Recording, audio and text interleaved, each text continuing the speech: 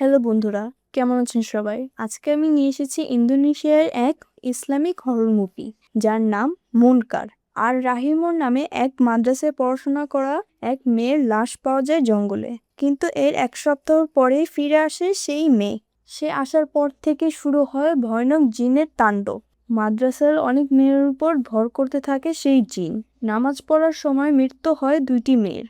সবাই বুঝতে পারে ওই মেয়ে আসার পর থেকেই এসব ঘটনা ঘটছে। কিন্তু ভয়ের ব্যাপার হলো ওই জিন কোনো সাধারণ জিন নয়, বরং এক মুসলিম ইমানদার জিন, যার শক্তি অন্যান্য জিনের তুলনায় অনেক বেশি। কিন্তু একজন ইমানদার জিন কেন একটি মৃত মেয়ের শরীরে জায়গা নেবে? কি উদ্দেশ্য তার, সেটাই জানবো এই মুভিতে। সো দেরি কেন? গল্পটি শুরু করার আগে আপনারা যদি আমাদের চ্যানেলটি সাবস্ক্রাইব না করে থাকেন, জলদি করে ফেলুন। গল্প শুরু হয় এক মেয়েদের মাদ্রাসাকে দেখিয়ে। সেখানে সব মেয়েরা ফজরের নামাজের জন্য অজু করছে। ইমাম, হুজুর, উম্মি সহ সব মেয়েরা মাদ্রাসার মসজিদে এসে জড়ো হয়। সেখানে বড় হুজুর ফজরের ফজিলত পড়ে শোনাচ্ছে। ওই মেয়েদের মধ্যে হালিনা নামের এক মেয়ে ছিল, যে তখনও ঘুমে পড়ে যাচ্ছিল। নামাজ আর আলোচনার পর উম্মি আয়ু বলে কিছুক্ষণ পর তারা কোরআন পাঠ শুরু করবে। এটা শুনে হার্লিনা সেখান থেকে উঠে যেতে থাকে। তার বেস্ট ফ্রেন্ড রানুম জিজ্ঞেস করে সে কোথায় যাচ্ছে। হার্লিনা বলে সে তার কোরআন শরীফ তার রুমে রেখে এসেছে, তাই সে সেটা আনতে যাচ্ছে। এটা বলে সে চলে যায়। তখন তাদের ক্লাসের 3জন মেয়েকে দেখতে পাই, যারা তার এভাবে চলে যাওয়াটা মোটেও স্বাভাবিকভাবে নেয় না। তারা মনে করে যে সে হয়তো কোরআন পাঠ করতে চায় না। তখন হার্লিনা তার রুমে এসে কোরআন শরীফটি হাতে নেয়, আর সেটা দেখতে দেখতেই ঘুমিয়ে যায়। তখন তার ক্লাসমেটরা কোরআন পাঠ করছিল। অমনি আয়ু নোটিস করে যে সেখানে একজন স্টুডেন্ট নেই, মানে হার্লিনা নেই। কোরআন পাঠ করার পর অমনি আয়ু সব স্টুডেন্টদের উপর রেগে যায়। যেদিন কোরআন পাঠ করা হয় তখন সকল স্টুডেন্টকে উপস্থিত থাকতে হবে, আর যদি কেউ অনুপস্থিত থাকে তাহলে সবাইকে শাস্তি পেতে হবে। শাস্তি হিসেবে তাদের পুরো মাদ্রাসা এবং ওয়াশরুম পরিষ্কার করতে বলে। এটা শুনে রাবেয়া নামে এক মেয়ে উম্নিকে বলে এই শাস্তি শুধু হার্লিনার পাওয়ার কথা, তারা তো কিছু করেনি। তা উম্নি তাদের শাস্তি দেয়। হার্লিনা তখন তার কাছে আসে। হার্লিনা উম্নির কাছেও সরি বলে, কিন্তু তাও উম্নি তাদের শাস্তি দেয়, যার জন্য রাবেয়া আর তার 2 বান্ধবী দিলা ও সিথি হার্লিনার উপর অনেক রেগে যায়। সব মেয়েরা তাদের কাজে নেমে যায়। এখানে রাবেয়া, দিলা ও সিথি তখনও এই শাস্তি মেনে নিচ্ছিল না, তাই তারা হার্লিনার কাছে আসে। সে হার্লিনাকে একাই ওয়াশরুম পরিষ্কার করতে বলে, বাকি মেয়েদের চলে যেতে বলে। তখন রানুম তাকে বোঝায় যে হার্লিনা 1 মাস হয়েছে এখানে এসেছে, মাদ্রাসার নিয়মের সাথে সে নিজেকে মানিয়ে নিতে পারেনি, তাই তাকে আরো চান্স দেওয়া উচিত। রাবেয়া তাও তার কোনো কথা শুনতে চায় না, আরো নোংরা করে সব মেয়েদের নিয়ে চলে যায়। রানুম তখন তার বেস্ট ফ্রেন্ড হার্লিনার সাথে কাজ করতে থাকে। উমি সব মেয়েদের বের হয়ে চলে যেতে দেখতে পায়।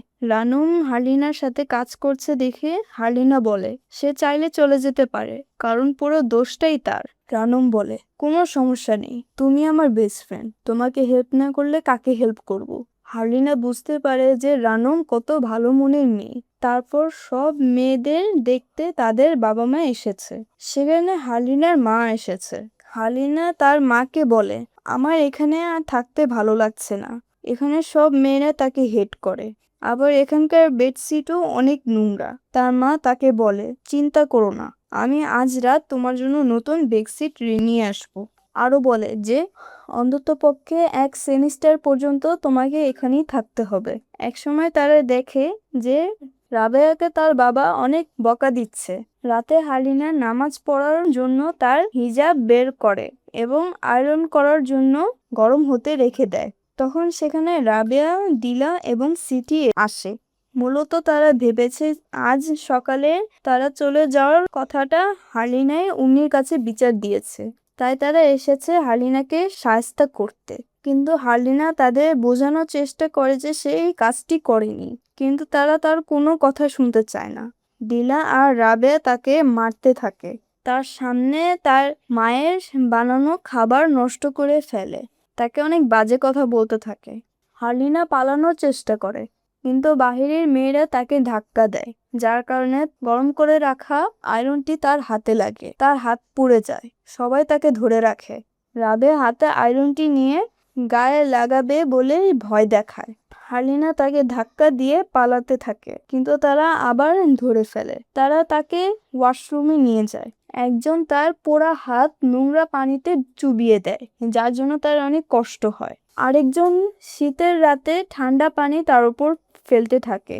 এতেই তারা থামে না, তারা তাকে মারতেও থাকে। হালিনা আবারও তাদের হাত থেকে ছুটে পালাতে থাকে। এবার সে একদম রাস্তায় এসে হোঁচট খেয়ে পড়ে যায়। সে সময় সামনে দিয়ে একটি গাড়ি আসছিল। হালিনা সেখান থেকে সরার আগেই তার অ্যাক্সিডেন্ট হয়ে যায়। এটা রাবে আর ডিলাও দেখতে পায়। দৃশ্য পরিবর্তন হয়, আমরা হসপিটালের দৃশ্য দেখতে পাই। সেখানে হালিনার বাবা হালিনাকে দেখতে এসেছে। সেখানে মাদ্রাসার হুজুররাও ছিল। সে হুজুরদের সাথে একটু কথা না বলে হালিনার কাছে চলে যায়। এখানে হালিনার অবস্থা অনেক খারাপ ছিল। হালিনার বাবা খেয়াল করে যে হালিনার হাতে পোড়ার দাগ। সে বুঝতে পারে যে এটা অ্যাক্সিডেন্টের কারণে হয়নি, বরং অ্যাক্সিডেন্টের আগে তার সাথে কিছু হয়েছিল। সে এই ব্যাপারে জবাবদিহি করার জন্য হুজুরদের কাছে যায়। সেখান থেকে তিনি একজন হুজুরকে ধাক্কা দিয়ে ফেলে দেন। তিনি রাগারাগি করতে থাকেন। তিনি হুজুরদের বলেন, আমার মেয়েকে যখন বুলিড করা হচ্ছিল তখন তারা কোথায় ছিল? আমি আমার মেয়েকে ভালো শিক্ষার জন্য মাদ্রাসায় পাঠিয়েছি, কষ্ট দেওয়ার জন্য নয়। হুজুররা তখন দুঃখ প্রকাশ এবং তার কাছে ক্ষমা চায় যে তারা হালিনার খেয়াল রাখতে পারেনি। সেই দিন ক্লাস শেষে সব স্টুডেন্টদের মসজিদে ডাকা হয় হালিনার জন্য দোয়া করতে।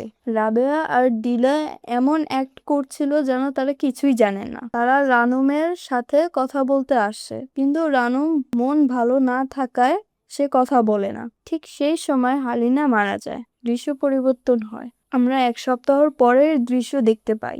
সেখানে কয়েকজন স্টুডেন্ট মিলে কাপড় নামাচ্ছিল। হঠাৎ রানুমের সামনে হালিনা চলে আসে এবং তাকে সালাম দেয়। এতদিন পর হালিনাকে দেখে রানুম অনেক খুশি হয়। রাবেয়া এবং তার বান্ধবীরা হালিনার ফিরে আসার কথা শুনে অনেকটা ভয় পেয়ে যায়। অ্যাক্সিডেন্টের কারণে হালিনার পায়ে ব্যান্ডেজ ছিল, যার জন্য সে ঠিকঠাক ভাবে হাঁটতে পারছে না। পরদিন ফজরের নামাজের পর হুজুররা কথা বলছিল, তখন সেখানে অমনি আয়ও আসে। সে দেখে যে হালিনা অনেক ভয়ানক ভাবে তার দিকে তাকিয়ে আছে। হঠাৎ তার কানের সামনে এসে হালিনা তাকে সালাম দেয়, যার জন্য সে অনেক ভয় পেয়ে যায়। আর দেখে আরেকজন অমনি তাকে সালাম দিয়েছে। অমনি আয়ও মনে করে যে এটা তার মনের ভুল। সে সময় হুজুর সবাইকে বলছে হালিনার জন্য দোয়া করতে, কারণ সে মহান আল্লাহর পরম দোয়ায় মৃত্যুর হাত থেকে বেঁচে ফিরে এসেছে। হুজুর যখন এটা বলছিল তখন হালিনা ভয়ানকভাবে রাবে আর তার বান্ধবীদের দিকে তাকিয়েছিল। শুধু সেই সময় নয়, সবাই যখন জড়ো হয়ে কোরআন পাঠ করছিল তখনও হালিনা তাদের দিকে তাকিয়েছিল। তখন রানুম এসে হালিনার পাশে বসে। সে সেই রাতে তার সাথে কি ঘটেছিল সেটা বলেনি। সে চাইলে রানুমকে বলতে পারে। হালিনা তাকে সেই ঘটনার কথা ভুলে যেতে বলে, কারণ সবাই নিজের পাপের শাস্তি অবশ্যই পাবে। রানুম তার কথার মানে বুঝতে পারে না। হালিনার ঘটনার পর থেকেই হুজুররা অনেক সতর্ক হয়ে গেছিল, যার জন্য রাতে দুজন করে মেয়ে বাহিরে পুরো মাদ্রাসা ঘুরে দেখার দায়িত্ব দেওয়া হয়। এই কাজ পড়ে রাবেয়া এবং স্মৃতির উপর। তারা একসাথে ওয়াশরুম দেখলে অনেক টাইম ওয়েস্ট হবে, তাই রাবেয়া স্মৃতিকে একা পাঠিয়ে দেয়। রাবেয়া সে ওয়াশরুম দেখছিল, এক সাইড চেক করে অন্য সাইডে চেক করতেই নিবে, তখন অন্য সাইডের দরজাটি সজোরে বন্ধ হয়ে যায়, যার জন্য রাবেয়া ভয় পেয়ে যায়। সে আবার চেক করে, কিন্তু কিছুই পায় না। সে আর চেক না করে চলে যেতে থাকে।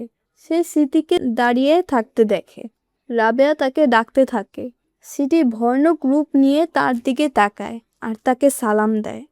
রানুম তখন অনেক ভয় পেয়ে যায়। সে হুজুরের ঘরে এসে দরজা নক করতে থাকে, কিন্তু কেউ দরজা খুলে না।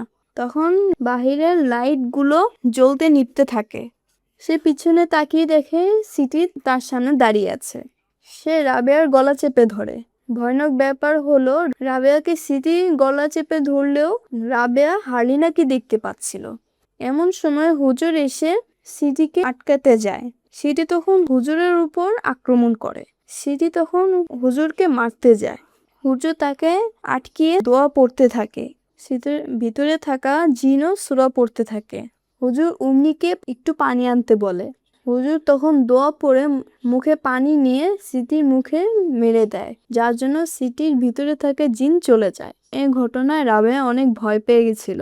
দিলা তার কাছে এসে বলে সিটির ভিতরে থাকা জিন চলে গিয়েছে, তার আর ভয় পাওয়ার কোনো দরকার নেই।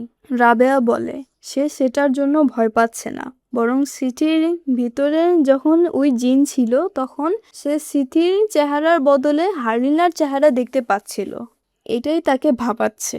পরদিন দিলা রানুমকে এই ব্যাপারটা জানায়। তারা তিনজন চলে যায় রাবেয়ার রুমে। রাবেয়া আবারও সিটির জায়গায় হালিনাকে দেখতে পায়।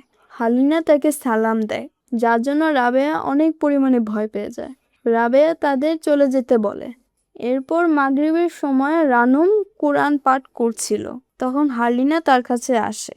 সেও কোরআন পাঠ করতে চাচ্ছিল। কোরআন পাঠ করতে করতে হালিনার কণ্ঠ ভয়ানক হতে থাকে। রানুম অনেক ভয় পেয়ে যায়, কিন্তু হালিনা বারবার ডাকায় সে তার দিকে তাকায়, দেখা যায় সে একদম স্বাভাবিক আছে। ফজরের নামাজ পড়ার জন্য সবাই ওযু করছিল। সিটি রানুমকে হালিনার কোথায় আছে তা জিজ্ঞেস করে। রানুম বলে যে সে ঘুমাচ্ছে, কিন্তু তারা এসে দেখে হালিনা তাদের আগেই চলে এসেছে। পরদিন রানুম দেখে হালিনার বিছানায় দুলছে। রানুম অবাক হয়ে যায়। আজ রাত রাবেয়া এবং রানুমের উপর দায়িত্ব পড়ে। রাবেয়া তখন ঈশার নামাজ পড়তে চাইছিল, কারণ সে আজ ঈশার নামাজ পড়েনি। রাবেয়া নামাজ পড়তে শুরু করে। রানুম তাকে পাহারা দেওয়ার জন্য বসে থাকে। সেই সময় রানুম দূর থেকে হালিনাকে কোথাও চলে যেতে দেখতে পায়। রানুম তার পিছু করতে থাকে, যার জন্য রাবেয়া একদম একা হয়ে যায়। তখন সেখানকার লাইটগুলো জ্বলতে নিভতে থাকে, তারপর একদম বন্ধ হয়ে যায়। সে সিজদাতে উঠতেই দেখে যে সে পূর্ব দিকে ঘুরে নামাজ পড়ছে। রাবেয়া সালাম ফেরানোর সময় হালিনা তার উপর আক্রমণ করে, যার চিৎকার রানুম শুনতে পায়। সে তাড়াতাড়ি রাবেয়ার কাছে আসে। রানুম এসে দেখে রাবেয়া উল্টো হয়ে সিজদা দিয়ে আছে। রানুম তাকে টাচ করতেই রাবেয়ার দেহ লুটিয়ে পড়ে। সে সেখানেই মারা গিয়েছে, যা দেখে রানুম হতবাক হয়ে যায়। তার লাশ দেখে মনে হচ্ছিল যেন তার মধ্যে থেকে কেউ জীবনের শক্তি শুষে নিয়েছে। গোসলের পর জানাজার নামাজের আয়োজন করা হয়, যেখানে আমরা হালিনার মুখে এক অদ্ভুত হাসি দেখতে পাই। পরদিন রানুম এক জায়গায় দাঁড়িয়েছিল। হালিনা তার কাছে আসে। রানুম তাকে জিজ্ঞেস করে যে সে গত রাতে কোথায় ছিল। হালিনা বলে যে সে তার রুমে ছিল। রানুম সেটা বিশ্বাস করে না। কাল রাতে সে তাকে বাহিরে দেখেছিল, কিন্তু হালিনা একই কথা বলে, সে তার ঘরে ছিল। এটা বলে হালিনা তাকে জড়িয়ে ধরে। দূর থেকে দিলা এবং সিটি এটা দেখতে পায়। তারা রানুমের কাছে আসতে থাকে, যার জন্য হালিনা সেখান থেকে চলে যায়। দিলা রানুমকে তার রুমমেট হতে বলে, কারণ রাবেয়া আর নেই। রানুম রাজি হয়ে যায়। তখন দিলা তার রুমে বসে কাঁদছিল। রানুম আর সিথি তার কাছে আসে। দিলা রানুমকে দেখে অনেকটা রেগে যায়। সে রানুমকে বলতে থাকে কেন সে সেই দিন রাতে রানুমকে একা ছেড়ে দিল। যদি সে একা না ছাড়তো তাহলে রানুম এখনো বেঁচে থাকতো। তার জন্যই রাবেয়া মারা গিয়েছে। এটা শুনে রানুমও রেগে যায়। তাদের মধ্যে ঝগড়া শুরু হওয়ার আগেই সিথি তাদের থামায় আর বলে তারা তিনজনই রাবেয়াকে হারিয়েছে। সেই রাতে রানুম সিথির ঘরেই থাকে, কিন্তু তার ঘুম আসছিল না। চোখের পলক ফেলতেই সে নিচের বেডে চলে আসে। চারপাশে তাকিয়ে সে বুঝতে পারে যে সে হালিনার রুমে আছে। তখন উপর বেড থেকে হালিনা পা নামিয়ে বসে। হালিনা তাকে জিজ্ঞেস করে তার কি ঘুম আসছে না। রানুম কোনো উত্তর দেয় না। হালিনা তখন নেমে রানুমকে ডাকতে থাকে। রানুম ভয়ে আটুকুটু হয়ে গেছিল। তখন দরজা বন্ধ হওয়ার আওয়াজ পাওয়া যায়। রানুম তখন উঠে হালিনার পিছু করতে থাকে। অন্যদিকে সিটিও ঘুম থেকে উঠে দেখে রানুম সামনে নেই। সে টেনশনে পড়ে যায়। সে দিলাকে ঘুম থেকে উঠিয়ে বলে তারা দুজন বাইরে যায় রানুমকে খুঁজতে। পুরো মাদ্রাসা ঘুরে ঘুরে তারা রানমকে খুঁজতে থাকে। এভাবেই খুঁজতে খুঁজতে তারা দুজন আলাদা হয়ে যায়। তারা দুজন জানেই না যে তারা কখন আলাদা হয়ে গেছে। দিলা যখন তার সাথে স্মৃতিকে দেখতে পায় না তখন সে আরো ভয় পেয়ে যায়।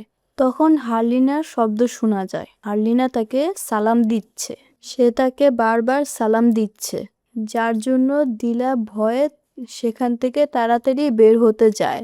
সে সাহস করে পিছনে তাকায়, কিন্তু কাউকে দেখতে পায় না। আর সামনে ফিরতে হারলিনার এক ভয়ানক রূপ তার সামনে আসে, যার জন্য দিলা অনেক ঘাবড়ে যায়। তখন রানম তাকে সামলায়। দিলা দেখে তার সামনে হারলিনা না, রানম। রানম তাকে বলে ওস্তাদ গনিকে ডাকতে, আর সে স্মৃতিকে খুঁজতে যাচ্ছে। এখানে স্মৃতি রানম আর দিলাকে খুঁজে বেড়াচ্ছে। হঠাৎ সেখানকার মোমবাতিগুলো নিভে যায়। তার হাতের টর্চ লাইটটাও কাজ করছিল না। তখন তার পিছন থেকে হারলিনার সালাম শোনা যায়। সে তখন পিছে তাকায়, কিন্তু কাউকে দেখতে পায় না। সামনে ফিরতে ঠিক তার পিছনে চলে আসে হারলিনা আর তাকে সালাম দেয়। স্মৃতি তখন দৌড় দিয়ে মসজিদে চলে আসে। সে সব মেয়েদেরকে নামাজ পড়তে দেখে। সে স্বস্তি নিঃশ্বাস ফেলবেই তখন সে দেখে তারা অনেক দ্রুত নামাজ আদায় করছে। একসময় তারা থেমে স্মৃতির দিকে তাকায়। তখন তাদের মধ্য থেকে একজনের খিমা উড়ে স্মৃতির উপর পড়ে। তার চিৎকার শুনে রানম তার কাছে চলে আসে এবং তাকে শান্ত করে। স্মৃতি তখন দেখে তারা দুজন বাদে সেখানে আর কেউ নেই। স্মৃতি দিলার কথা জিজ্ঞেস করে। রানম বলে দিলা ওস্তাদ গনিকে ডাকতে গিয়েছে। তখন তারা যেতে থাকে দিলার উদ্দেশ্যে। দিলা পৌঁছে গিয়েছিল ওস্তাদ গনির ঘরের সামনে। সে বারবার ওস্তাদ গনিকে ডাকতে থাকে, কিন্তু কেউ সাড়া দেয় না। তখন ঘরের দরজা আপনা আপনি খুলে যায়। ঘরে ঢুকে সে দেখতে পায় ওস্তাদ গনি ঘুমাচ্ছে। সে তাকে ডাকতে থাকে, কিন্তু ওস্তাদ গনি উঠে না।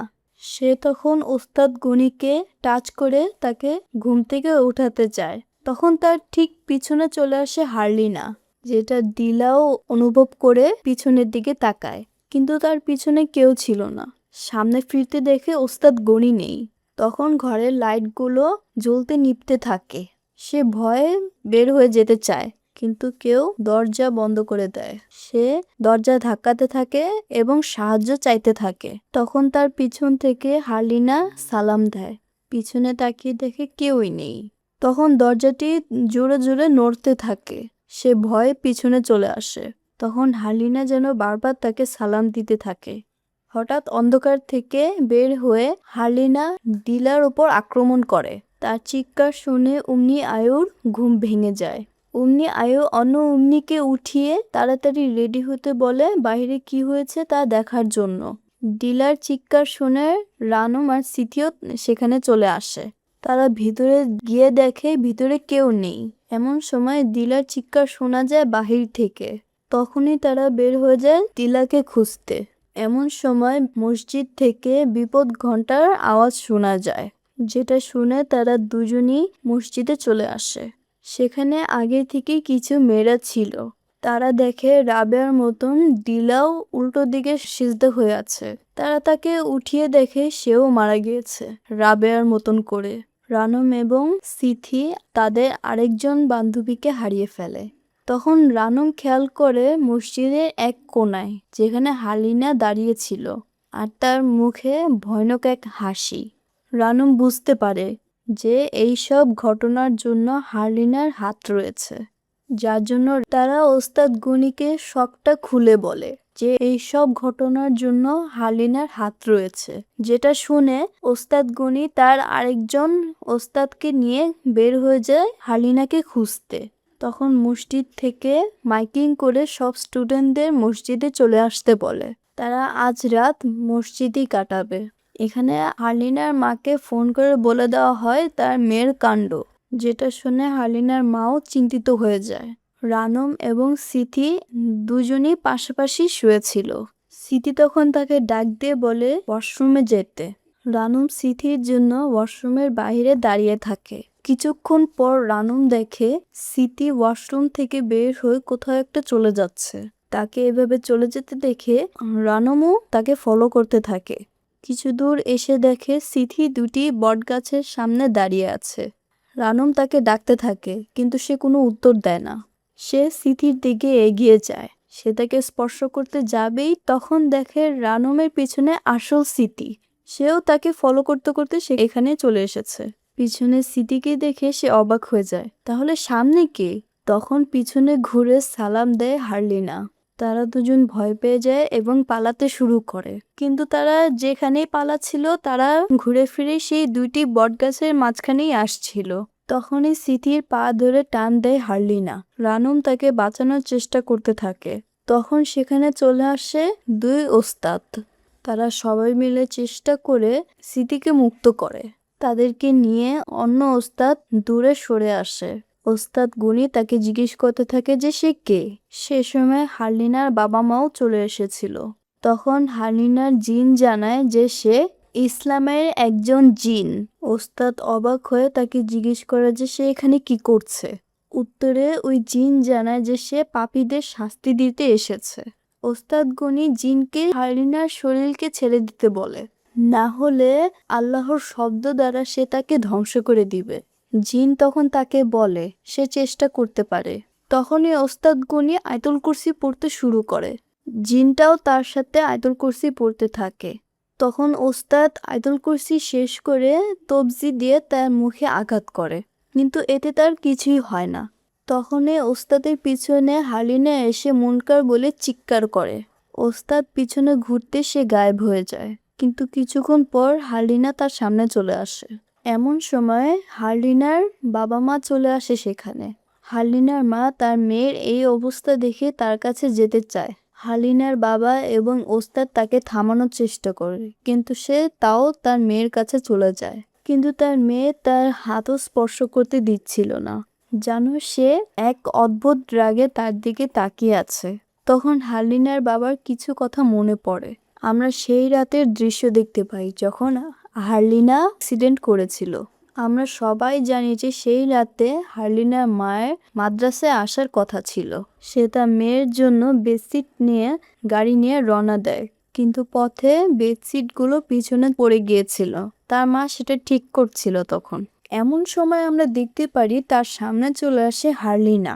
হ্যাঁ, ওই দিন রাতে অন্য কোনো অপরিচিত গাড়ির সাথে তার অ্যাক্সিডেন্ট হয়নি, বরং তার মায়ের গাড়ির সাথেই তার অ্যাক্সিডেন্ট হয়েছিল। হারলিনার মা তখন কিছু বুঝতে পারেনি, কারণ সামনে গাড়ি গিয়ে কয়েকটি কাঠের উপর পড়েছিল। তাই সে ভেবেছিল যে সে ওই কাঠগুলোর সাথে অ্যাক্সিডেন্ট করেছে, তাই সে সেখান থেকে চলে যায়। কিন্তু পিছনে যে তার মেয়ে আঘাত পেয়ে পড়ে আছে এটা সে লক্ষ্যই করে না। বাসায় আসার পর হারলিনার বাবা গাড়ির চাকার মধ্যে হারলিনার কাপড়ের টুকরো পায়, কিন্তু তখন সে বুঝে উঠতে পারেনি। কিন্তু এখন সে সবটা বুঝতে পারছে। তখনই হারলিনার মধ্যে থাকা জিন তার মাকে ধরে টেনে নিয়ে যেতে থাকে। আর একটু পরেই চলে আসে হারলিনার মায়ের লাশ, যার অবস্থা রাবেয়া এবং দিলার মতন ছিল। দুই ওস্তাদ মিলে হারলিনাকে আটকাতে থাকে। তখন সেখানে বড় হুজুর চলে আসে। হারলিনার বাবা তখনও তার ওয়াইফের লাশ নিয়ে বসেছিল। দুই ওস্তাদ হারলিনার হাত ধরে রাখে এবং বড় হুজুর দোয়া পড়তে থাকে, যার জন্য জিনটির অনেক কষ্ট হতে থাকে। হারলিনার বাবা এরকম পরিস্থিতি দেখে সে বুঝতে পারে যে সে কত বড় ভুল করেছে। এখানে প্রশ্ন হলো সে কি করেছে। আসলে হারলিনার বাবাই হারলিনার মধ্যে এই জিনকে এনেছিল।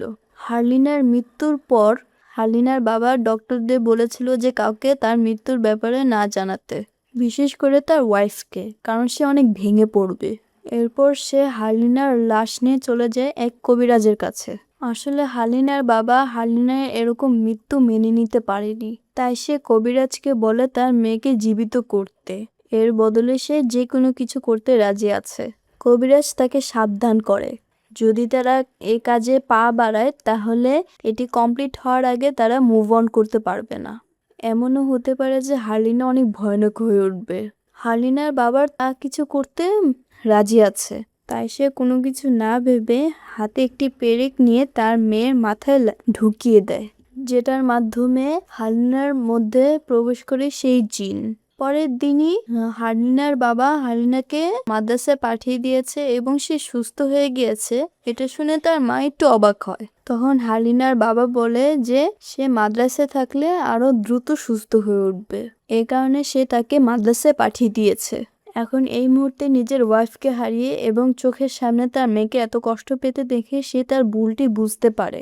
তাই সে তাড়াতাড়ি হালিনার কাছে যেয়ে তার মাথার থেকে সেই পেরেকটি বের করে ফেলে, যার জন্য ওই জিন হালিনার শরীর ছাড়তে বাধ্য হয়। তখন হালিনার লাশ তার কোলে লুটিয়ে পড়ে। এটা দেখে সবাই বুঝতে পারে যে হালিনার বাবাই এইসবের কারণ, যে পাপের শাস্তি সে অলরেডি পেয়ে গেছে। মেয়েকে তো সে আগেই হারিয়ে ফেলেছিল, এখন সে তার ওয়াইফকেও হারিয়ে ফেলেছে এবং সে একটি বড় পাপ করেছে। যাকে বাঁচিয়ে তোলার জন্য সে এত কিছু করেছে, তারই লাশ এখন তার কোলে। এই ঘটনায় সে অনেক বড় একটি শিক্ষা পায়। হালিনার বাবা তার মেয়ে এবং ওয়াইফকে হারিয়ে অনেক ভেঙে পড়েছে। হালিনার বাবা ঘরে এসে চুপচাপ বসেছিল। সে সময় দরজা নক করতে থাকে কেউ। সে খুলে দেখে সেই কবিরাজ, তার হাতে ছিল সেই পেরেকটি। সে হালিনার বাবাকে বলে যে সে আগেই বলেছিল যে এই কাজ সম্পূর্ণ না হওয়ার আগে এটি না থামাতে, আর না হলে তাদের উপর বিপদ আসবে। এটা বলে সে পেরেকটি হাত থেকে ফেলে দেয়। সেটা পড়তেই দেখা যায় তার কাপড় পরিণত হয়েছে লাল। তাকাতেই দেখতে পায় হালিনার ভিতরে থাকা সেই জিন। হয়তো সে প্রতিশোধ নিতে এসেছে, কারণ সে এবং কবিরাজ মিলে তাকে হালিনার শরীরে আটকে রেখেছিল। তাই সে এখন প্রতিশোধ নিবে। এখানে সে ভয়ানকভাবে তাকে সালাম দেয়। আর এভাবেই শেষ হয়ে যায় আমাদের আজকের মুভিটি। তো বন্ধুরা, আপনাদের কাছে আজকের মুভিটি কেমন লেগেছে কমেন্টে জানাবেন। আজকের জন্য এতটুকুই, আবার দেখা হবে অন্য কোনো ভিডিওতে। আর ততক্ষণের জন্য গুড বাই।